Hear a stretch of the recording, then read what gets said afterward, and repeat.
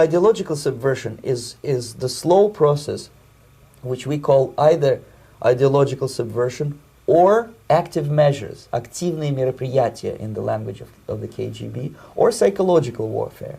What it basically means is to change the perception of reality of every American to such an extent that despite of the abundance of information, no one is able to come to sensible conclusions in the interests of defending themselves, their families, their community, and their country.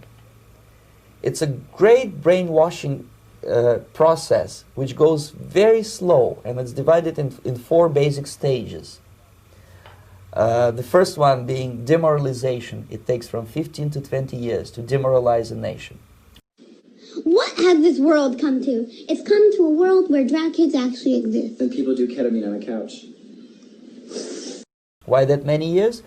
Because this is the minimum number of years which requires to educate one generation of students in the country of your enemy, exposed to the ideology of the enemy. In other words, Marxism-Leninism ideology is being pumped into the soft heads of at least 3 generations of American students without being challenged or counterbalanced by the basic values of Americanism, American patriotism. The demoralization process in the United States is basically completed already. For the last 25 years, actually it's overfulfilled, because demoralization now reaches such areas where previously not even Comrade Andropov and all his experts would even dream of such a tremendous success. Most of it is done by Americans to Americans, thanks to lack of moral standards. As I mentioned before, exposure to true information does not matter anymore. A person who was demoralized is unable to assess true information. The facts tell nothing to him.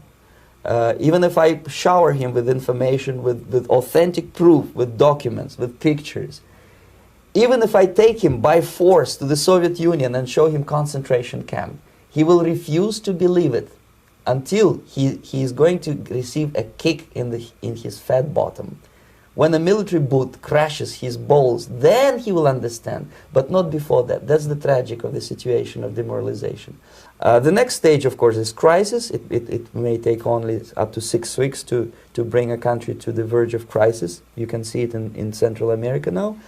And after crisis, with a violent change of power, structure, and economy, you have so-called the period of normalization. It may last indefinitely. Normalization is a cynical expression borrowed from Soviet propaganda. When the Soviet tanks moved into Czechoslovakia in '68, Comrade Brezhnev said, "Now the situation in brotherly Czechoslovakia is normalized." This is what will happen in the United States if you allow all these schmucks to bring the country to crisis, to promise people all kind of goodies and the paradise on earth, to destabilize your economy, to eliminate the principle of free market competition, and to put a big brother government in Washington, D.C., with benevolent dictators like Walter Mondale, who will promise lots of things, never mind whether the promises are fulfillable or not. Your leftists in the United States, all these professors and all these beautiful civil rights defenders, they are instrumental in the process of the subversion only to destabilize the nation. When their job is completed, they are not needed anymore. They know too much. Some of them, when they get disillusioned, when they see that Marxist-Leninists come to power, obviously they get offended. They think that they will come to power. That will never happen, of course. They will be lined up against the wall and shot. But they may turn into the most bitter enemies of Marxist-Leninists when they come to power. And that's what happened in Nicaragua. You remember most of these former Marxist-Leninists were either put to prison or one of them split, and now he's working against Sandinistas. It happened in Grenada when Maurice Bishop was already a Marxist. He was executed by a new Marxist who was more Marxist than this Marxist. Same happened in Afghanistan when first there was Taraki, he was killed by Amin, then Amin was killed by Babrak Karmal with the help of KGB. Same happened in Bangladesh when Mujibur Rahman, very pro-Soviet leftist, was assassinated by his own Marxist-Leninist military comrades. It's the same pattern everywhere. The time bomb is ticking. With every second, the disaster is coming closer and closer. Unlike myself, you will have nowhere to defect. Alright, y'all, check it out. The nature of our reality is spiritual. You cannot get past this. You cannot fix the world without fixing the spiritual. So what does the spiritual mean? Even if you don't believe in God or spirits, think about this. Love is a force that has always existed. Greed is a force that has always existed. Lust is a force that has always existed. These forces have personalities. These forces possess people. How is that any different than a god? These are personal forces that are immortal, that have existed all throughout history, that take over people, depending on what they give their hearts over to. This is why the first commandment in the Bible is have no other gods. That comes before do not murder, do not commit adultery, do not steal. Why? Because the source of all murder and all adultery and all racism and all stealing and all this crap is giving our hearts and our minds over to these false gods of greed and lust and power and worldliness and all of this stuff.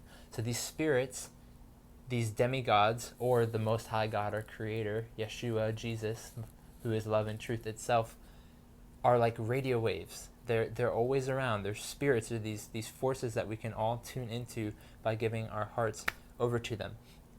And we are like this little dude right here. We're like little antennas, okay? So depending on who you're giving your allegiance over to, that is what is going to be informing your psyche, okay? And most every single person has had some sort of supernatural experience in their life, but then they don't go after the supernatural, so they write it off. Do not discredit that. There is a supernatural realm, and all of that's happening right now is not only prophesied in the Bible, but it is just a result of the supernatural realm. Please seek to know the truth. Please seek what the Bible says. Please seek how it ties into today. This is not about church. This is not about religion. It's not about belief system. This is about building a relationship, tuning your antenna into the Most High God, Jesus Christ. He died to conquer all of these forces on our behalf. He died to conquer the own sin in our hearts. We have to recognize that even if you're not racist, you have sin in your heart. You have judged people. You have lied. You have hated other people.